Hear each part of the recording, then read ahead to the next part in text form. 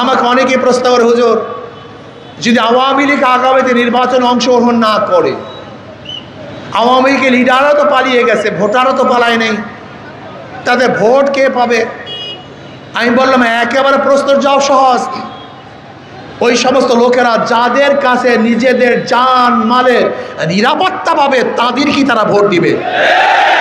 আপনি চ্যালেঞ্জ দেন, লিখে রাখেন।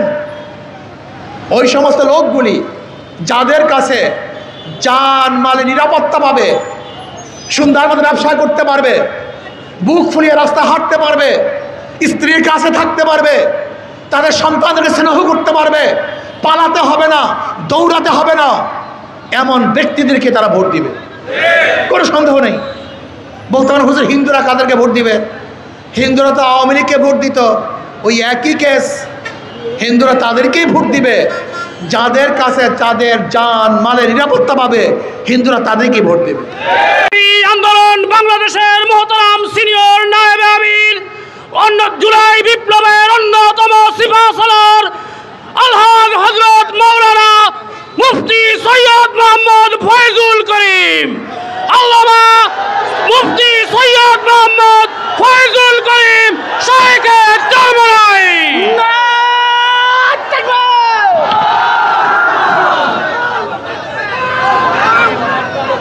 ওয়ারাহমাতুল্লাহি ওয়া বারাকাতুহু।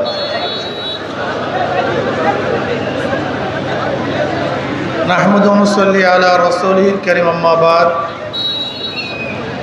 আউযু বিল্লাহি মিনাশ শাইতানির রাজীম। বিসমিল্লাহির রহমানির রহিম। ইনিল হুকমু ইল্লা লিল্লাহ।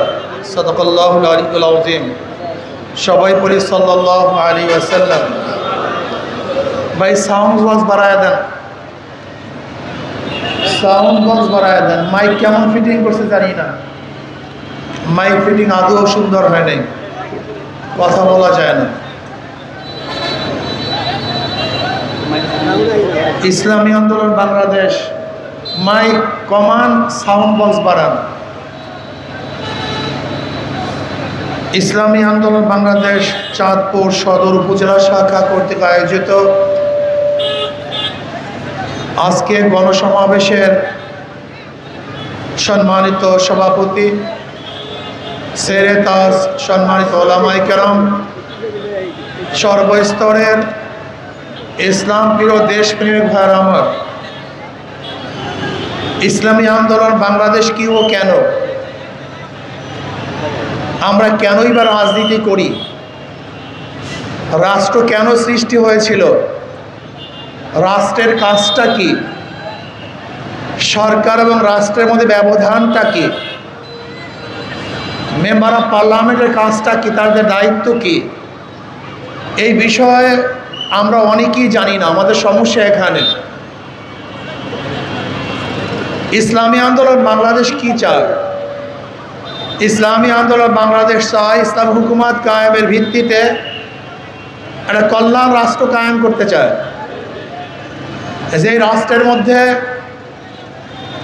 সমস্ত মানুষ শান্তিতে বসবাস করবে, যেখানে জুলুম থাকবে না, অত্যাচার থাকবে না, অবিচার থাকবে না, বৈষম্য থাকবে না, যেখানে মানুষগুলি ক্ষুধার তাড়নায় ডাস্টবিনে কাক কুকুরের সাথে লড়াই করবে না।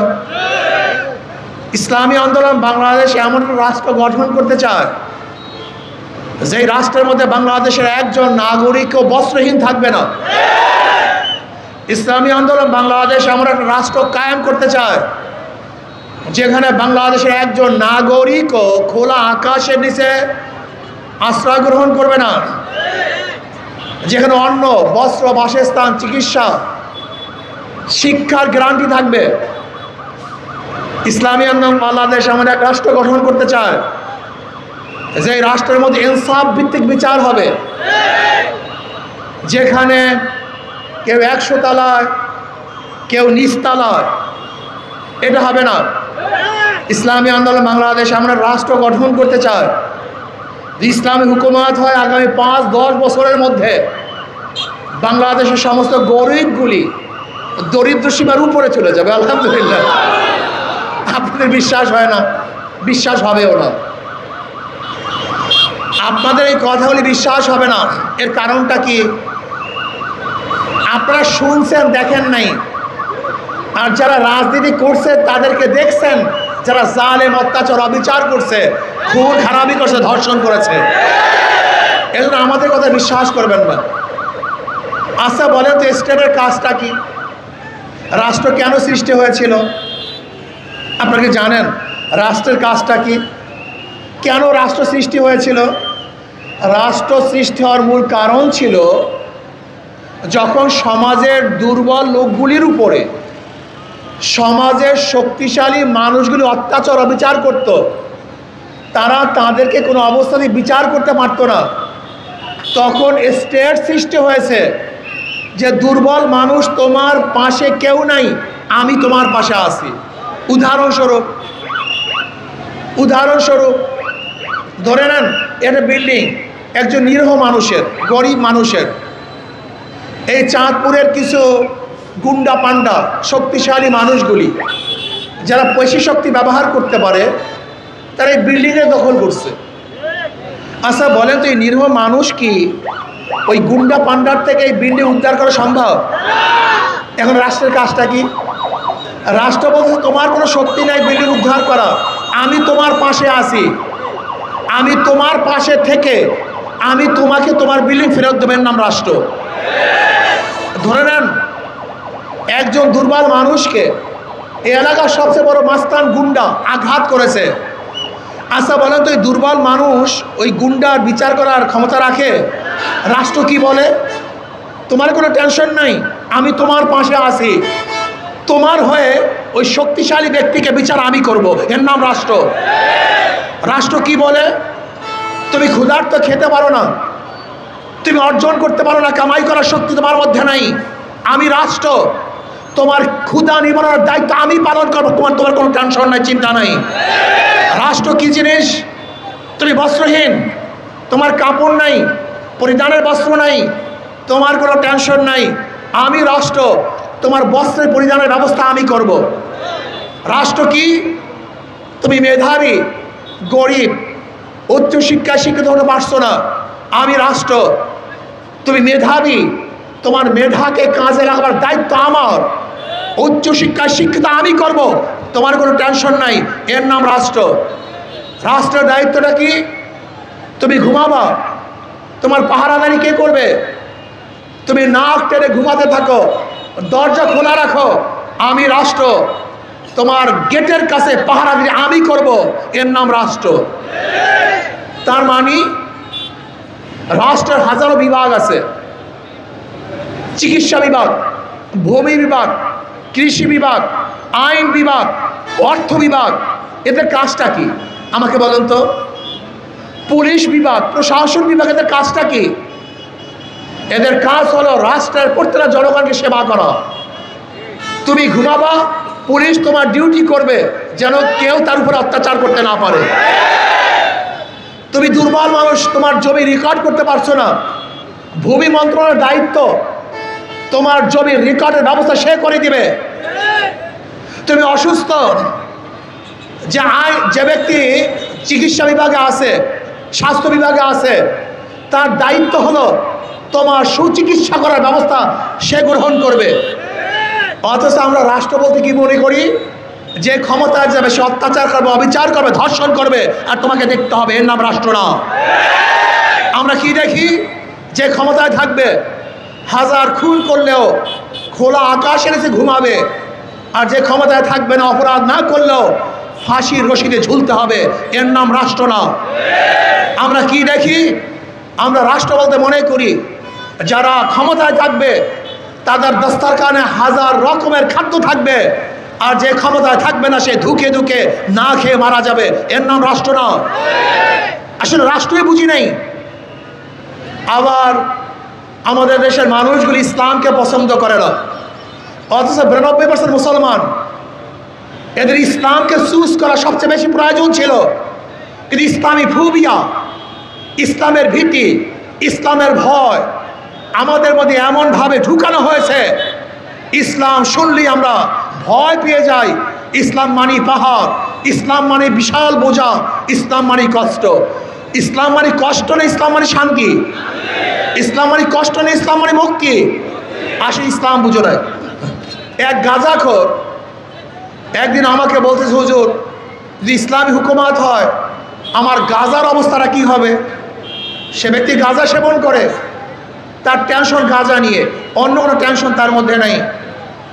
আমি বললাম, বাবা তুমি কি মসজিদে গিয়ে গাঁজা সেবন করতে পারো? বলে না। আমি বললাম কেন?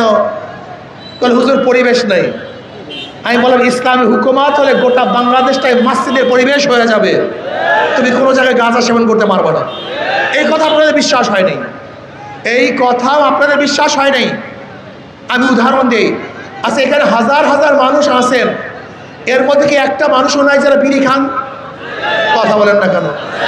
ধূমপান করেন? এখন করেন না কেন? নিষেধ করছি, বাধা দিছি, তা খান না কেন? একবার কি মনে চাইছে? না। সৎ সঙ্গে স্বর্গবাস, অসৎ সঙ্গে সর্বনাশ। ওই গুন্ডা, বদমাশ, ডাকাত, চোর এবং ধর্ষক রাজনীতিবিদরা আমাদের গোটা সমাজকে নষ্ট করে ফেলছে, যুবক সমাজকে নষ্ট করে ফেলছে।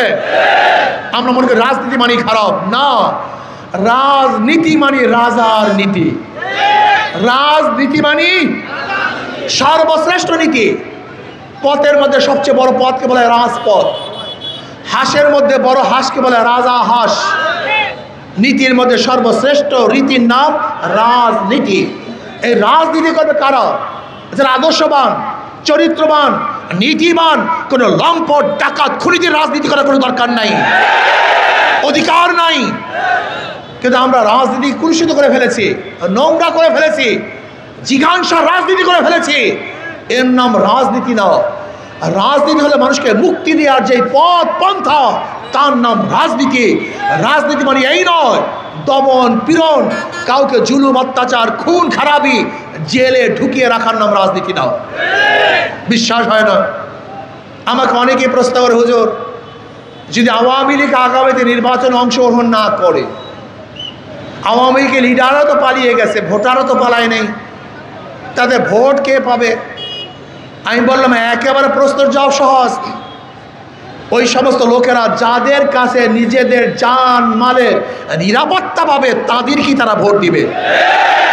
আপনি চ্যালেঞ্জ দেন, লিখে রাখেন। ওই সমস্ত লোকগুলি যাদের কাছে জান মালের নিরাপত্তা পাবে, সুন্দর মতো ব্যবসা করতে পারবে, বুক ফুলিয়ে রাস্তা হাঁটতে পারবে, স্ত্রীর কাছে থাকতে পারবে, তাদের সন্তানদেরকে স্নেহ করতে পারবে, পালাতে হবে না, দৌড়াতে হবে না, এমন ব্যক্তিদেরকে তারা ভোট দিবে, কোনো সন্দেহ নেই। বলতে পারেন হুজুর হিন্দুরা কাদেরকে ভোট দিবে? হিন্দুরা তো আওয়ামী লীগকে ভোট দিত, ওই একই কেস।